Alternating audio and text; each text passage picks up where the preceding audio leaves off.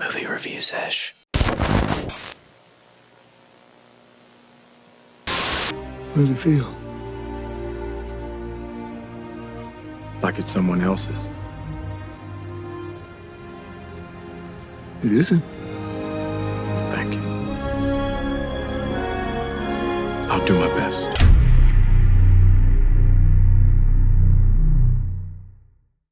Captain America 4 was pretty bad. The MCU movie introduction of Sam Wilson as Captain America is getting quite a bit of hate, but mostly from critics. Audiences seem to be receiving the movie just fine. I mean, the audience I saw it with seemed to be enjoying it quite a bit, and for the life of me, I cannot fathom why. Now, I want to preface this review by saying that it was by no means the worst movie I've ever seen. I would describe this film, if you can even call it that, as watchable. And you see, that's kind of my problem with this movie and the MCU as a whole right now. Watchable is the phrase I would use to describe 95% of the MCU entries post-Endgame. There are a few outliers in that 5%, and I'm going to list them all and tell you why they go against the grain before I start my Han Solo MCU debut autopsy. Number 1, WandaVision. WandaVision has such a cute and creative premise and showed that these Disney Plus shows, when done well, could be an inventive departure from the movies that really flesh out characters we didn't really care about before. I would also say WandaVision is the only show that used the television format to its advantage to show us something unique and fresh. Number 2, Loki Seasons 1 and 2. As I said with WandaVision, these shows are at their best when they are developing a character who kind of got outshined by the charismatic leads in the movies they were a part of. I honestly think Loki has the single best character arc in the entire MCU, and that is not hyperbole. I know what kind of god I need to be. For you. For all of us.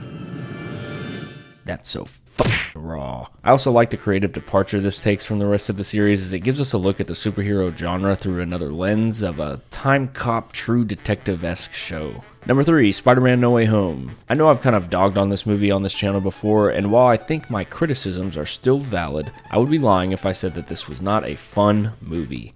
It's got some heart to it, and that's why the other 95% of the movies post-Endgame have not stuck with people. They're missing the heart. Number 4, Doctor Strange and the Multiverse of Madness. I'm only throwing this in here because Sam the Man Raimi came out of director purgatory to make this movie, and while it doesn't have a lot of heart, it has by far the best camera work in the entire MCU. And Raimi showed Kevin Feige how to put colors in his movie for once. Number 5, Black Panther Wakanda Forever. This is on the list because it was unfortunately better than the first one, and it didn't even have Chad in it. It's better directed, the story is more focused, it takes its time, and the action is minimal. And in a movie that solely exists for Marvel to have a Chadwick Boseman memorial service, I very much appreciated it. If I had a critique of this movie, I would say it didn't warrant any action at all. I would have preferred a stripped down family drama for the whole runtime. But 40-year-old Marvel shills would have been mad they didn't see explosions, and Disney is not going to ruffle the feathers of those fans. They're kind of all they got left. Number 6, Guardians of the Galaxy Volume 3.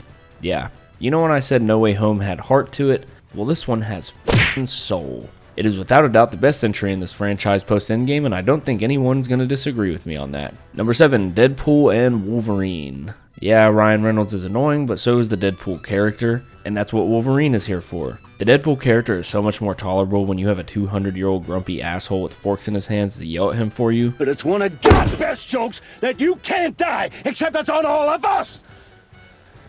Well, you got nothing to say, mouth? And yeah, out of the 27 MCU entries in 4 years, I would say that only 7 of them are worth your time. And that's been a big problem with this franchise overall. It's been a case of quantity over quality. I was hanging out with my friend the other day who has seen very few Marvel movies, and we were watching Ed Wood, and there's this scene where Ed is trying to convince this B-movie producer to let him make his movie because he has a burning desire to tell this story about a guy who wants a sex change, and the movie producer is just like, "Hey Ed, I don't hire directors with burning desires to tell their stories. I make crap." And Ed is like, "But if you take that crap and put a star in it, then you've got something." To which the movie producer replies, "Yeah, crap with a star." And my friend just goes, "That's like Marvel, crap with a star." And I gotta say, I think that's the perfect way to describe Marvel nowadays. Let's not kid ourselves here. Aside from a few movies in the Infinity Saga, for the most part, they were all very safe and by-the-number Marvel formula movies that were just a variation of the same story. But you know what they had? Fucking charm. Well, my mom already left for the diner, and Dad went to 7-Eleven to get scratchers. I guess he won, because that was 6 years ago. Which happens, dads leave. No need to be a pussy about it. Here's what I need. I just rewatched the first Avengers with my roommate last night, and it honestly is astounding to me how fast the Marvel charm has vanished from these projects, a problem that Captain America 4 is not exempt from. Alright, before I start tearing into this movie, I'm going to talk about the stuff that I liked first. Don't worry, this won't take long. The biggest highlight of this movie for me was surprisingly Harrison Ford. As someone who is a very big fan of Harrison Ford's trolling press junket personality, I did not expect for this to be anything but a paycheck for him. He brought more personality to the character of Thunderbolt Ross than William Hurt ever did. Granted, he was the co-lead of the movie and had a little more material to work with, but still, I gotta take what I can get here. There's a scene near the end of the second act where him and Sam are having a heart-to-heart, and I gotta say, that was the only scene in the movie that totally worked for me. Secondly, and lastly, Anthony Mackie was pretty good in his movie debut as Cap, but the problem is, his character has absolutely nothing to work with script-wise. I would be hard-pressed to say that he even has a character arc in this movie. And that's where we're gonna get to the shit that y'all came here for, baby. Why this movie sucked. Tape off my point of the lack of Sam Wilson having a character arc in this movie, I think it was a really big mistake to make the Falcon and Winter Soldier show. For starters, Sam Wilson has a very compelling internal conflict in that show. The concept of a black man feeling the pressure of what the ramifications would be of picking up the Captain America shield is very intriguing, and it works. His character arc is the only thing I got out of that show, if we're being honest. Everything else in that show existed to set up characters for other projects. I just don't understand why you would want to make an overly long show with an unengaging plot and useless side characters in service of telling the story of how Sam Wilson doesn't want to face the ramifications of a black man replacing the whitey Captain America. Okay, that's enough. You know where that story would have been really compelling? In this movie. Because as it stands in this movie, Sam Wilson is the most underdeveloped lead in the entire MCU. And that's really disappointing to me. I think Anthony Mackie deserved better. Though I think Anthony Mackie is very aware of what these movies are really about. Like Anthony Mackie isn't a movie star. The Falcon is a movie star. And that's the fear now, because you're now making movies for 16-year-olds and China. The next thing about this movie that didn't work for me was Cap's sidekick. And it's not the dude's performance I hate, but please, tell me, what purpose did this guy serve in the story? He is here solely for Sam to have someone to bounce tired and unfunny MCU quips off of. I just don't understand why Marvel feels the need to shoehorn in C-list characters that nobody has ever asked to see. Something I think has become a lot more prevalent with each entry post-Endgame is how much the writing of these movies has taken a complete nosedive. Aside from that pretty good heart-to-heart that Harrison Ford and Anthony Mackie have, every piece of dialogue in this movie is either illustrating to you exactly what is happening in the plot or exactly what the characters are feeling. And it's just so lazy, man. It is very much a case of tell, don't show. Speaking of the story of this movie, I do think that the plot had some potential. Remember that big-ass celestial that came out of the Earth in Eternals? Well, yeah, guys. It only took Marvel 4 years to acknowledge that it happened. And I think this movie uses it to its advantage. Sorta. Elderly Indiana Jones becomes president and is trying to get a treaty signed from all nations of the world to use the adamantium resources on this celestial so he can prove that he isn't an asshole. But the problem is, this plot gets basically forgotten so we can introduce a character nobody has ever asked to come back, the Walking STD Testicle Man. So we start to focus on Walking STD Testicle Man and how he helped Han Solo pull strings to become the president. And you know that one scene I talked about that worked?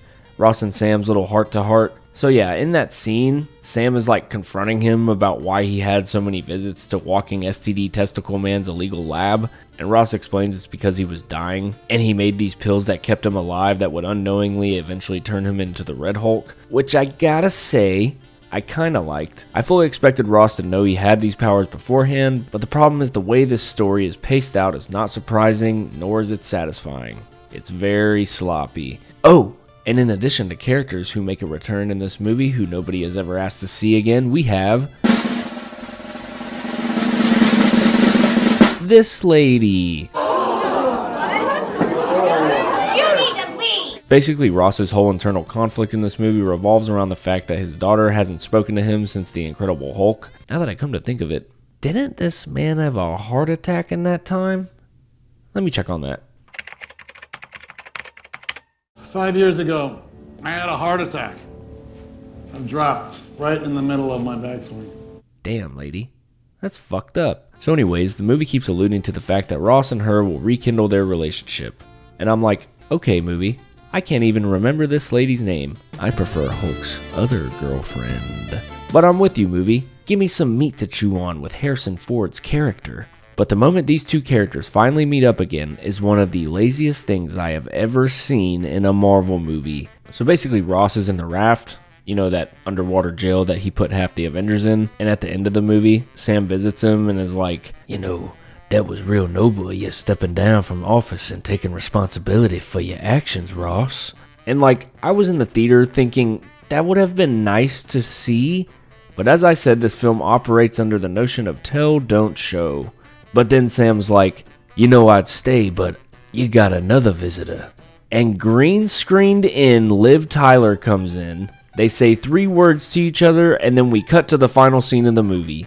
Now, I understand that not everyone is going to notice green screened in actors like I do. I know this because I leaned over to my buddy Jalen and said, dude, she is so obviously green screened in. And he remarked about how if I never said anything, he wouldn't have noticed. But as someone who does notice this stuff, when I see this amount of lazy, all in service of bringing in a character nobody has thought of since 2008 for 3 seconds, it just rings to me how hollow these movies have become. Not to mention, it completely undermines any emotional impact the movie is trying to make me feel. And look, I'm not someone who is angry that this movie was not good. It apparently went through a ton of reshoots and they pushed the director around a bunch, but I just think it is very apparent that he is not comfortable in this arena of filmmaking. I don't know if many people are even aware of this, but Marvel has their sea of VFX houses working on the action set pieces before there's even a script or director attached to a project, and in some movies it is seamlessly blended in with the story. And others, it's not. It's just such an ass-backwards and uncreative way to make a movie. But then again, we are talking about a company run by people like Bob Iger who have absolutely no concern with anything but the bottom line. And again, I'm not someone who is going to sit here and be mad that a product made by Disney, primarily for China as Mr. Mackey told me, is bad.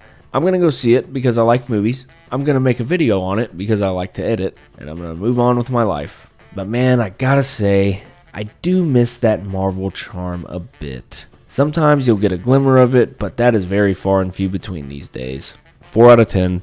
Wait for Disney Plus if you're going to watch. Goodbye.